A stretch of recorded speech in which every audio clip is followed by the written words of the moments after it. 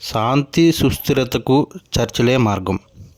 Ukraine Russia కలిసి కూర్చొని మాట్లాడుకోవాలి. సంఘర్షణకు సాధ్యమైనంత త్వరగా తెరదించాలి. ప్రధానమంత్రి నరేంద్ర మోదీ విజ్ఞప్తి. ఉక్రెయిన్లో మోదీ పర్యటన, అధ్యక్షుడు జెలెన్స్కీతో భేటీ. మోదీ జెలెన్స్కీ చర్చల తర్వాత 4 కీలక ఒప్పందాలపై భారత్, ఉక్రెయిన్ శుక్రవారం సంతకాలు చేశాయి. వ్యవసాయం, ఆహార పరిశ్రమ, ఔషధాలు, సాంస్కృతికం, మానవతా సాయం విషయాల్లో రెండు దేశాలు పరస్పరం సహకరించుకోనున్నాయి.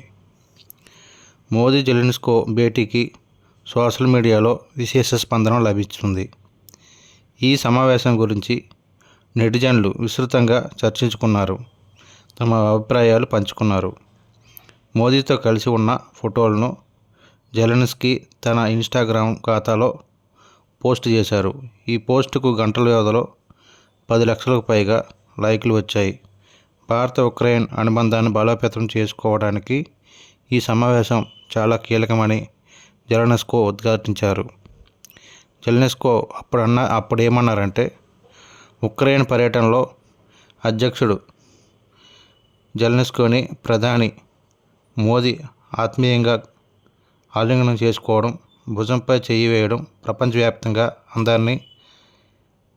అందరి దృష్టిని ఆకర్షించింది. దీనిపై పలు వ్యాఖ్యలు వినిపిస్తున్నాయి.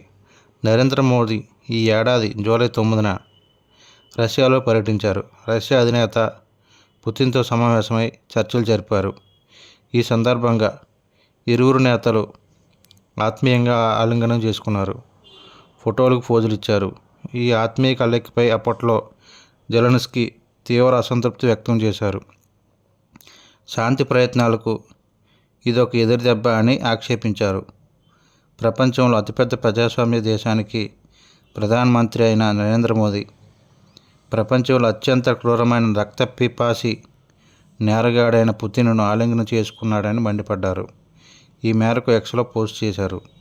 జెలెన్స్కీ అప్పట్లో చేసిన వ్యాఖ్యలు ఇప్పుడు మరోసారి తెరపైకి వచ్చాయి.